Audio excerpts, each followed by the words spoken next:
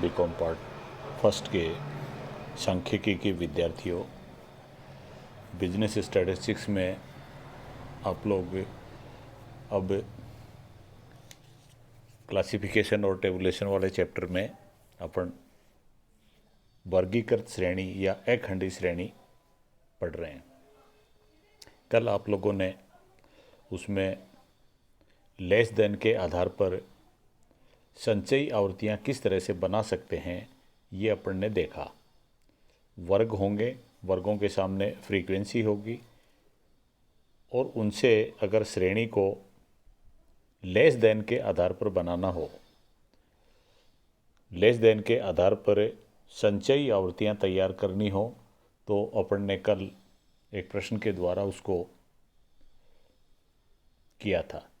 अब उसके बाद में आज अपन मोर देन के आधार पर संचयी आवर्ती किस तरह से बन सकती हैं वो देखेंगे। मोर देन के आधार पर, जिसको कहते हैं से अधिक संचयी आवर्ती बंटन। ऐसा स्क्रीन में आपको दिख रहा होगा और आपके पास में जो भी बुक होगी उनमें सब में लेस देन और मोर देन के आधार पर क्यूमुलेटिव फ्रीक्वेंसीज किस तरह से बनाई गई हैं, ऐसे उदाहरण भी दिए हुए होंगे। तो किसी भी बुक में आप लोग साथ साथ में देख सकते हैं। पहले आप लोगों को प्रैक्टिस करने के लिए इन्होंने वास्तविक आवर्ती बंटन दिया है, और वास्तविक आवर्ती बंटन है, फ्रीक्वेंसी डिस्ट्रीब्यूशन है। उसमें आपको जैसा कि पता है कि दो कॉलम होने ही हैं, एक एक्स का, दूसरा एफ का। X for values and F for frequency. X में इन्होंने स्टार्टिंग में दे रखा है 0 से 10 का। पहला ग्रुप शुरुआत करी 0 से 10 की, और 0 से 10 में अगर आप लोगों को दिख रहा हो तो यहाँ 0 के लिए इन्होंने लिख दिया L1 और 10 के लिए L2। तो वर्ग की दो सीमाएं होती हैं, एक लोअर लिमिट और एक अपर लिमिट। जो नीचे वाली सीमा होती है जो कि इस ग्रुप में 0 है, उसको अपन कहते हैं L1, और ऊपरी सीमा होती है उसको कहते हैं L2 या अपर लिमिट, वो है 10। तो हर एक वर्ग में L1 भी होगी, L2 भी होगी। अगर वर्ग होगा तो L1 भी है, L2 भी है। फिर उसके नीचे जस्ट इन्होंने फिर वर्ग दिया 10 से 20 का। 10 से 20 में भी पहला 10 है वो L1 है और आगे वाला L2 है। तो प्रत्येक वर्ग का जो छोटा मूल्य होता है वो L1 होता है, और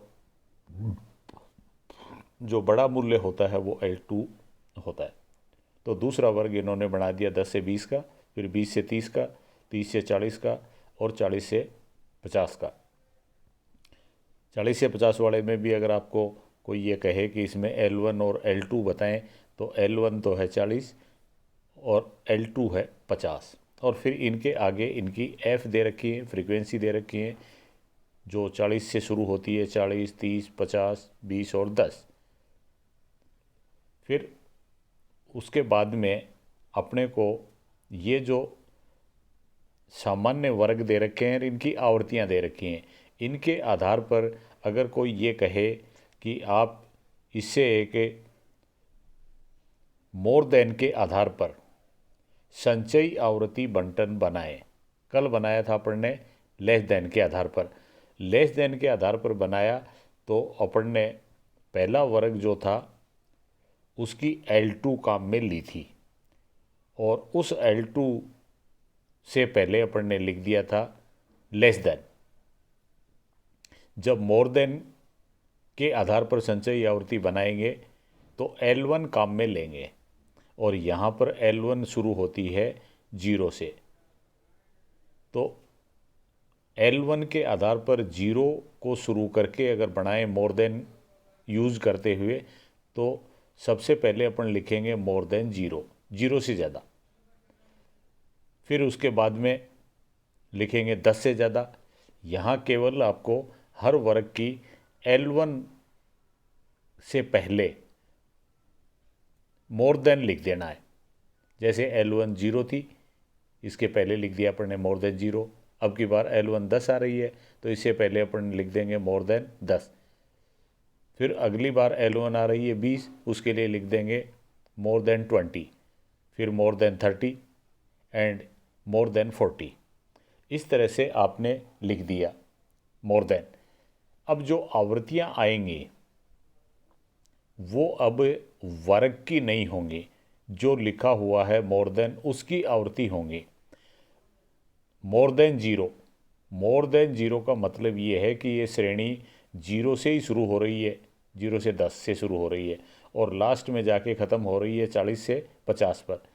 तो मोर देन जीरो की जब फ्रीक्वेंसी देखेंगे अपन, क्योंकि अपन ने अभी एक्स का कॉलम बनाया और एक्स के लिए लिख दिया मोर देन जीरो, और फ्रीक्वेंसी इसके सामने लिखेंगे तो दूसरा कॉलम बनाएंगे फ्रीक्वेंसी का। तो मोर देन जीरो की जो फ्रीक्वेंसी है, मोर देन जीरो की, वो जो एफ दे रखी हैं वो सारी जोड़ दो। सारी जब जोड़ देंगे, सबका जोड़, तो वो आएगा मोर देन जीरो, और वो क्यूमुलेटिव फ्रीक्वेंसी है मोर देन जीरो की। मोर देन जीरो की क्यूमुलेटिव फ्रीक्वेंसी निकालने के दो तरीके हो गए, या तो सारी आवृत्तियां जोड़ दो क्योंकि वो सब जीरो से ज़्यादा की हैं, या फिर पहला जो ग्रुप है वो 0 से 10 का है, 40 तो इसकी आवृत्ति है ही, और बाकी आवृत्तियां हैं वो सारी की सारी 40 में जुड़ जाएंगी। बाकी आवृत्ति कौन सी हैं? 30 है, 50 है, 20 है और 10 है, ये सारी 40 में जुड़ जाएंगी। ये दूसरा तरीका। पहला तरीका ये था मोर देन जीरो में का मतलब सारी आवृत्तियां जोड़ दो। दूसरा तरीका ये हुआ कि मोर देन जीरो के लिए पहला जो वर्ग है वो अपने को दिख रहा है 0 से 10 का है और जिसकी आवृत्ति 40 है, तो 40 तो रहनी है मोर देन जीरो में, और उसके अलावा जो भी आवृत्तियां दे रखी हैं जैसे 30, 50, 20 और 10 सब जोड़ दें अपन, और सब जोड़ दें तो ये जोड़ आता है 40 को छोड़ के बाकी का जोड़ आता है 110। तो 110 और 40 150 हो गई, तो ये कहलाएंगी cumulative frequency more than zero की, मोर देन जीरो की।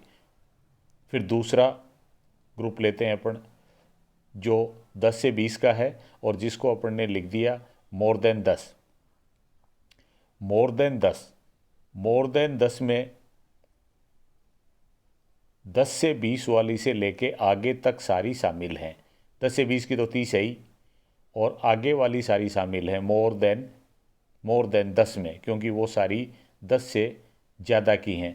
तो बाद वाली कौन कौन सी हैं? 50, 20 और 10। इस तरह से 30 में 80 जोड़ दिए।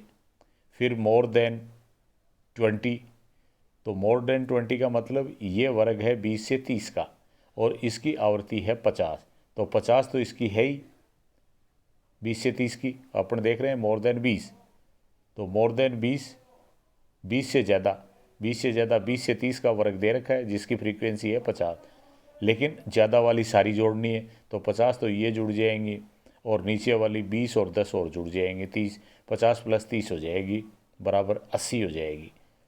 फिर नेक्स्ट है बनाया अपन ने मोर देन 30, 30 से ज़्यादा, 30 से ज़्यादा में 20 प्लस 10 हो जाएंगी, तो ये 30 हो जाएंगी। और फिर लास्ट में है मोर देन 40, 40 से ज़्यादा। 40 से ज़्यादा का मतलब 40 से ज़्यादा का ग्रुप तो एक ही है 40 से 50 का, जिसकी आवृत्ति 10 है, इसलिए मोर देन 40 का आएगा 10। तो इस तरह से ये आपने मोर देन के आधार पर संचयी श्रेणी बना दी, क्यूमुलेटिव फ्रीक्वेंसी बना दी। अगर इस तरह से मोर देन की आवृत्तियां आपको दे रखी हैं,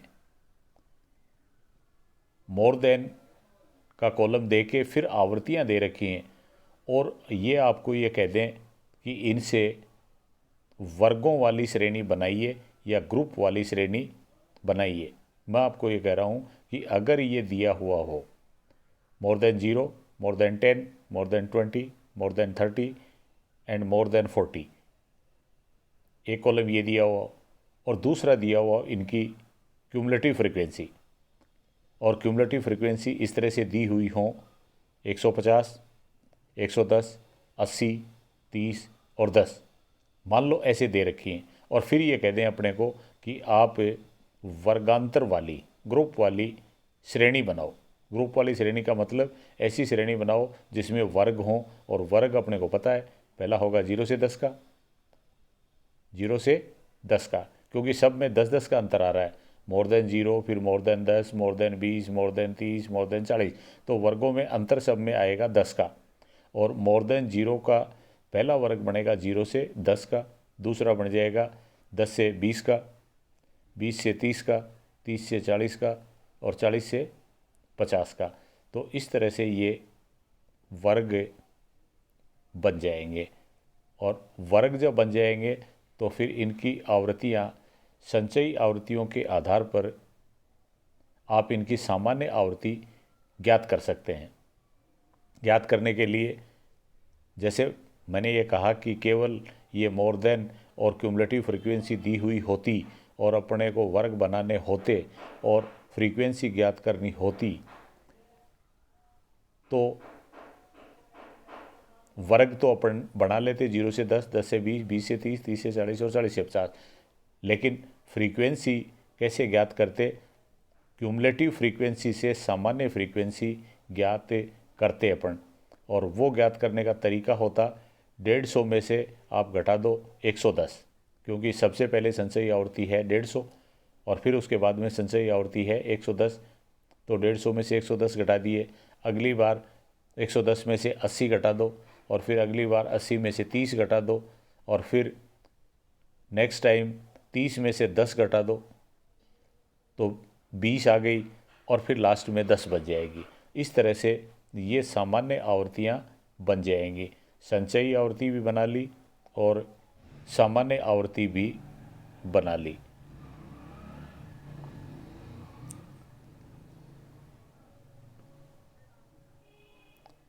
फिर उसके बाद में एक जो स्थिति है वो हो सकती है अब मिश्रित आवृत्ति बंटन की। मिश्रित आवृत्ति बंटन, और मिश्रित का मतलब ये है कि कुछ की तो सामान्य आवृत्तियाँ दे रखी हैं और कुछ की क्यूमुलेटिव फ्रीक्वेंसी दे रखी हैं, कुछ की आपको दे रखी है संचयी आवृत्ति। वो कहलाता है मिश्रित, मिक्स्ड फ्रीक्वेंसी डिस्ट्रीब्यूशन। जैसा कि आपको इस प्रश्न में दिख रहा है, पहला जो कॉलम शुरू किया है वो है wages in rupees, wages in rupees, और वो इस तरह से दे रखा है लेस देन 10, 10 से कम, वेजेज 10 से कम। इसका मतलब आप जानते हैं कि रुपए का मामला है, वेजेज दे रखी है इन रुपीज, तो 10 से कम का जो वर्ग बनेगा वो तो 0 से 10 का ही होगा, क्योंकि 0 से नीचे जाना ही नहीं है। रुपए ज़्यादा से ज़्यादा नील हो सकता है, माइनस में नहीं जाएंगे, तो लेस देन 10 पहला दे दिया इन्होंने, और फिर दूसरा वर्ग बना के दे दिया 10 से 20। ये बढ़िया बात कर दी, आपको वर्ग दे दिया।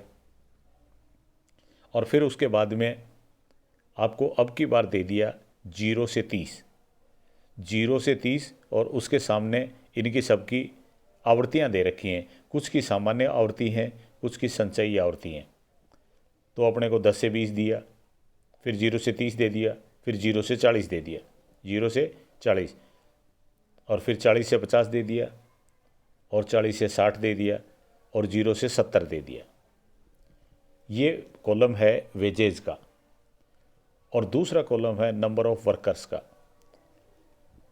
लेस देन 10 में 4 हैं,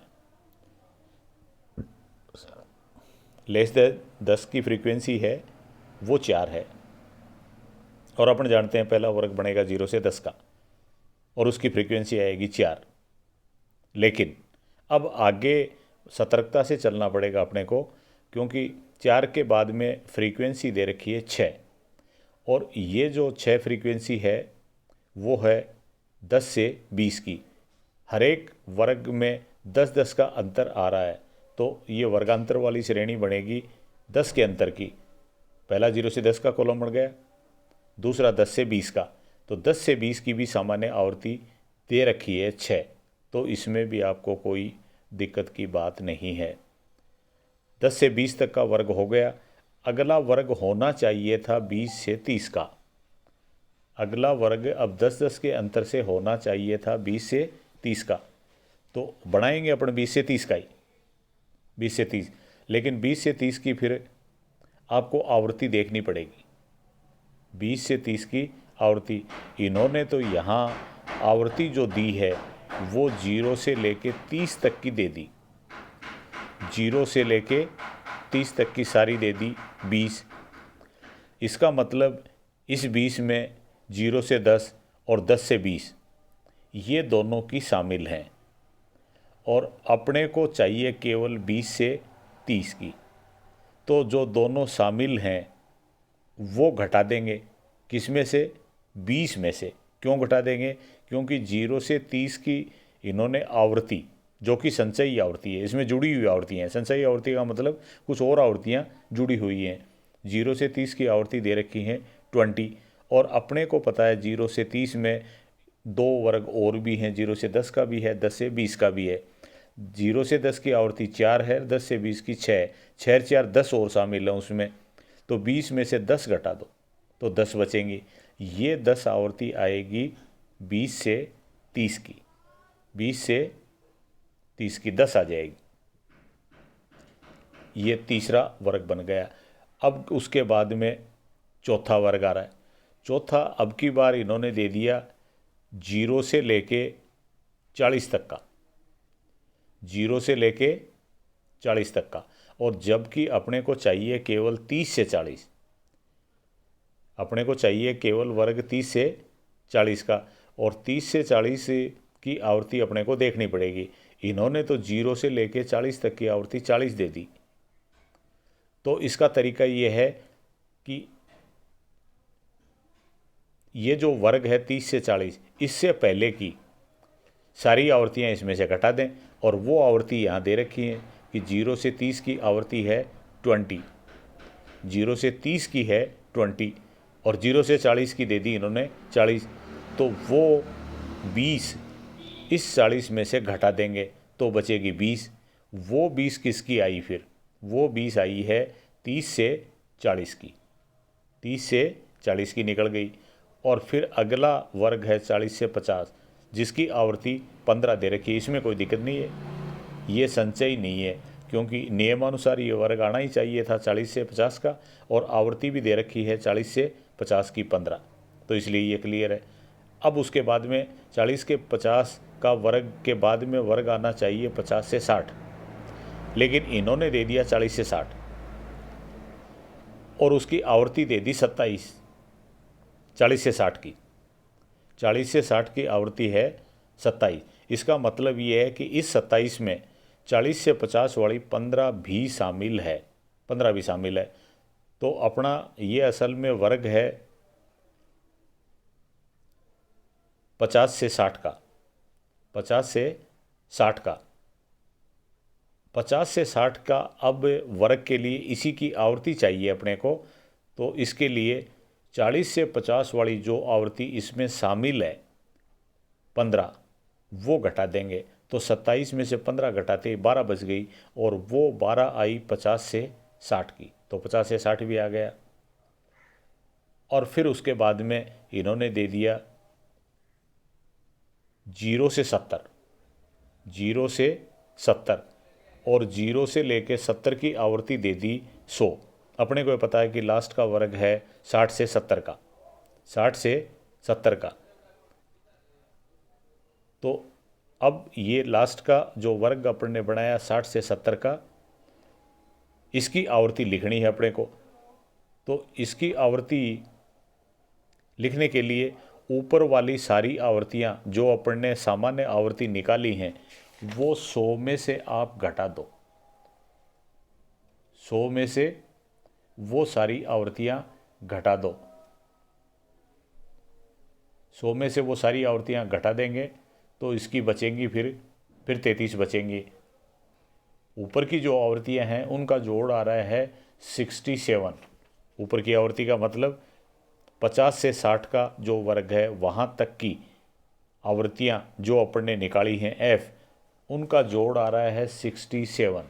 वो 67 इसमें से घटा दो 100 में से, तो 100 में से वो घटाते ही ये आ जाती है फ्रीक्वेंसी 33 फ्रीक्वेंसी आ गई इसकी। इस तरह से आपने मिश्रित आवृत्तियों से सामान्य आवृत्ति बना ली हैं। तो ये 3 परिस्थितियां हो गई। लेस देन के आधार पर श्रेणी, जिस लेस देन के आधार पर है तो वहाँ भी संचयी आवृत्ति हैं। मोर देन के आधार पर श्रेणी है तो वो भी संचयी आवृत्ति हैं। और अगर मिक्स श्रेणी है तो कुछ आवृत्तियाँ संचयी हैं और कुछ सामान्य हैं। तो इस तरह से आपको इन तीनों बातों का ध्यान में रखते हुए आगे बढ़ना है।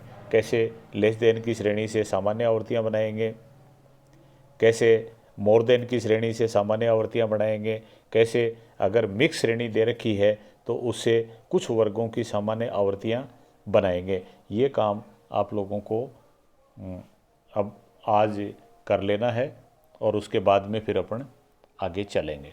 Thank you.